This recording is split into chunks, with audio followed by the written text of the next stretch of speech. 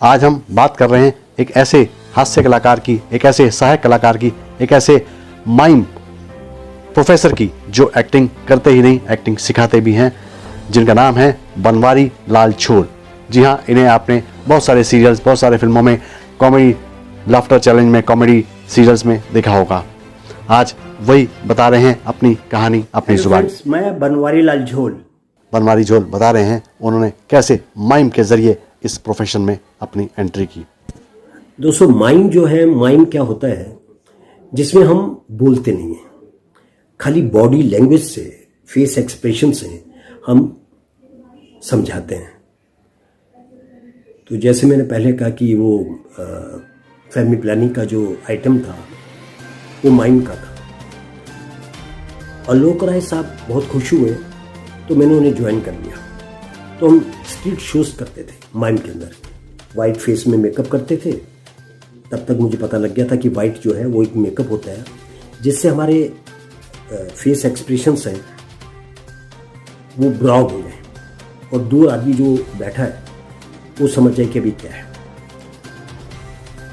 तो एक दिन में हम 4 शोज करते थे, नंदनगरी, कल्याणपुरी, ठिठड़ीपुर, दक्षिणपुरी, ऐसे हम।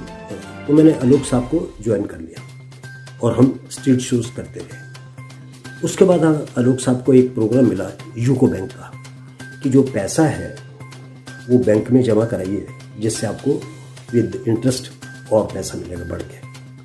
तो उसके लिए हम कलकत्ता में गए, मैं, रमेश काल्ला, और वहाँ पे और भी वहाँ के कुछ आर्टिस्ट थे जो माइम के अच्छे माहिर थे।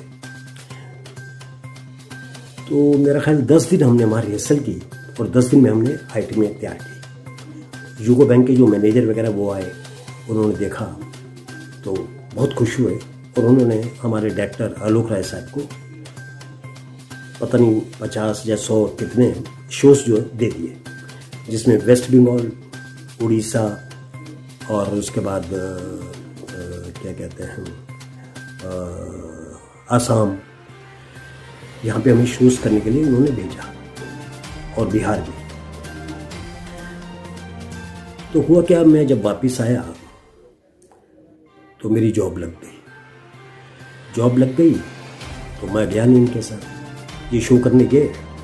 और जिसने शुरू में पास किया था, अचानक वो उस दिन आए होंगे तो उसको कुछ मिसिंग लगी।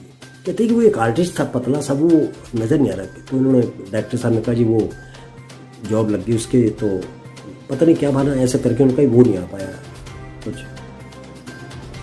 तो शायद यूको बैंक के जो मैनेजर थे या जो भी जिन्होंने शो दिए थे, उन्होंने कहा नहीं, अगर वो आएगा तभी हम आगे शो कंटिन्यू रखेंगे, नहीं तो बंद कर देंगे। फिर मेरे पास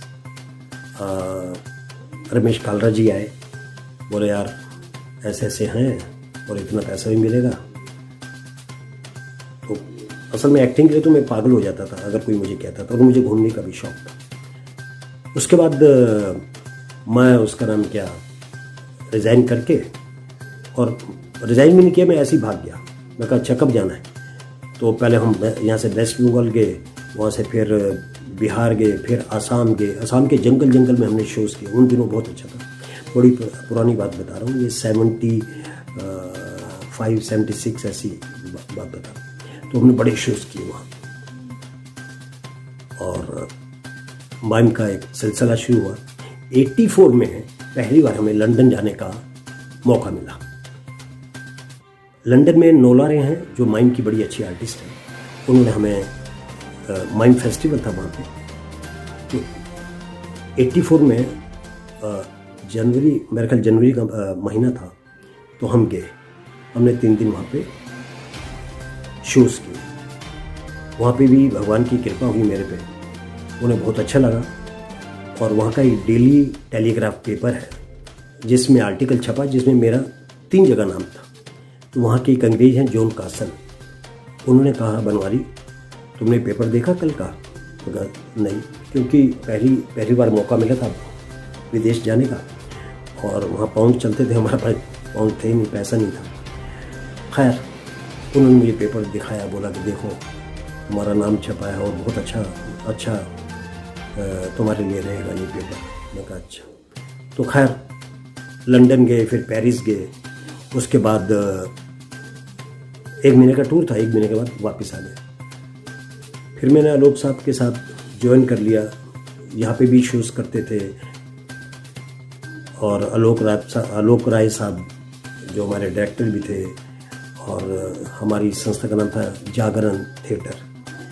तो स्ट्रीट शोज़ भी करते थे और बाहर जाने का मौका भी मिलता रहता था। तो आलोक साहब की मेहरबानी से मैं London, Paris, Australia, Denmark, Finland, Switzerland,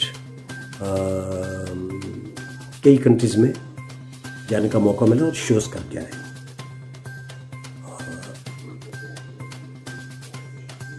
बस ऐसे ही माइम का जो है सिलसिला शुरू हो गया। फिर करते करते मैं दिल्ली में, क्या है कि दूरदर्शन पे पहले काफ़ी मौका मिलता था। फिर एक्टिंग क्लास, वो एक्टिंग की दुकानें बंद हो गई, यानी कि थिएटर बंद हो गए हमारे, ड्रामा बंद हो गया, ड्रामा सेक्शन। उसके बाद फिर मैं 2000 में बॉम्बे जाने का मुझे मौका मिल गया। एक फिल्म के लिए फिल्म कर रहा था मैं, नहीं सॉरी, उससे पहले मैं बताता हूँ। 92 में मुझे मौका मिला फिल्म बाजीगर करने का, क्योंकि दिल्ली में बहुत काम कर चुका था, फिल्में, शॉर्ट फिल्म्स। तो पहली बार मुझे मौका मिला फिल्म बाजीगर में, और बाजीगर की भी एक बड़ी अच्छी कहानी है। मैंने एक बार जॉनी लीवर जी के साथ, मैं स्टेज शोज़ भी करता था, हिसार में मैंने एक शो किया था उनके साथ, और उनको अच्छा लगा होगा। करने के बाद 3 साल के बाद ये फिल्म का मौका मिला, 92 की बात है।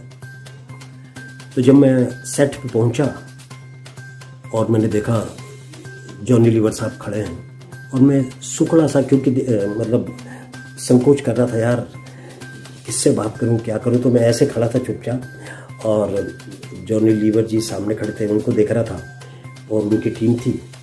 उस वक्त लंच हुआ था। जॉनी लीवर जी के बारे में मैं जितना कहूँ उतना कम है। He is such a great person, is very down to earth. उन्होंने मेरी तरफ, जो उनका स्टाइल है, अरे तू वही है जो सुभाष शर्मा के शो में मिला था मैं हिसाब में। मैं कहा जी हाँ। उन्होंने मेरा हाथ पकड़ा, डाइनिंग टेबल पे लेके प्लेट उठा के मुझे कहा चला खाना खा मेरे साथ। मैंने खाना लिया। फिर उन्होंने अपनी टीम के साथ अब्बास मस्तान जी से मिलवाया, और रतन जैन जी जो प्रोड्यूसर थे उनसे मिलवाया। तो सबसे मिलवाया, और ये कहा ये दिल्ली का बहुत अच्छा मिमिक्री आर्टिस्ट है। तो जो मैं यूँ था, थोड़ी सी जान आई, खुशी मिली मुझे, और मैं गदगद हो गया। मैंने दिल से जॉनी लीवर जी को प्रणाम किया अंदर से, कि यार सच you are a such a great person. So वो बाजीगर मैंने की। अब्बास मस्तान जी ने मुझे कहा भी कि आप बॉम्बे आते हो, तो मैं कहा जी ठीक है। क्योंकि मैंने एक चीज़ देखी है, बॉम्बे में बहुत प्रोफेशनल आदमी, और हम दिल्ली से तो ज़रा ये चीज़ें हमें मालूम नहीं थी। खैर फिल्म कंप्लीट हो गई, और मुझे नॉर्वे जाने का मौका मिला, वही माइम शोज़ करने। जब मैं वापस आया तो फिल्म रिलीज़ हो गई थी। जब रिलीज़ हुई तो मैंने फ़ोन किया, मैंने कहा, लेकिन मैंने किसी को कहा नहीं कि मैंने काम किया। मैंने कहा यार मेरा हो सकता कट गया हो। लेकिन एक बार मैं घूम रहा था, तो मेरे जो चाहने वाले हैं उन्होंने कहा अरे बाजीगर का हीरो ये घूम रहा है। मैंने कहा बाजीगर? मैंने कहा है मेरा रोल। उन दिनों कैसेट चलती थी VHS, तो मैं VHS पे कैसेट लगाई, और मेरा जब सीन दिखाया फिर मैं खुश हो गया। फिर मैंने भी कहना शुरू कर दिया।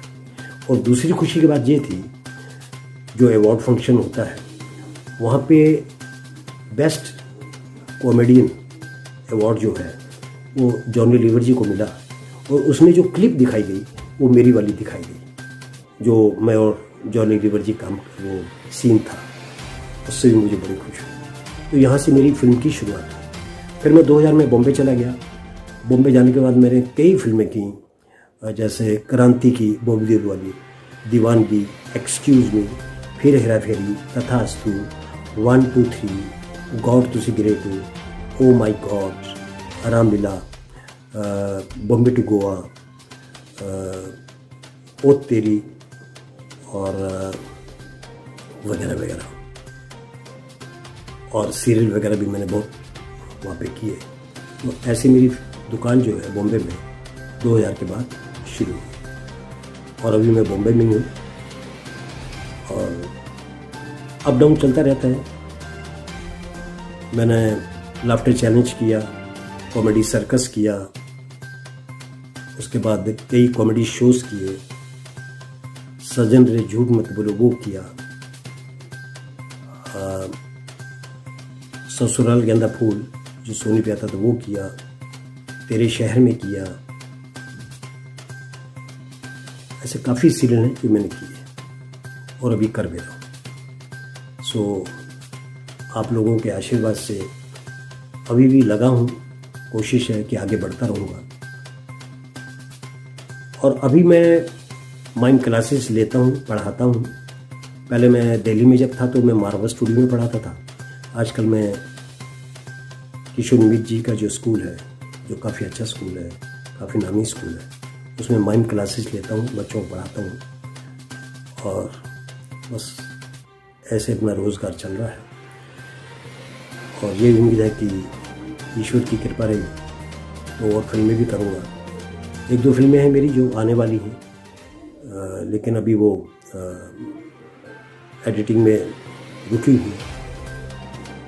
जब आ जाएंगी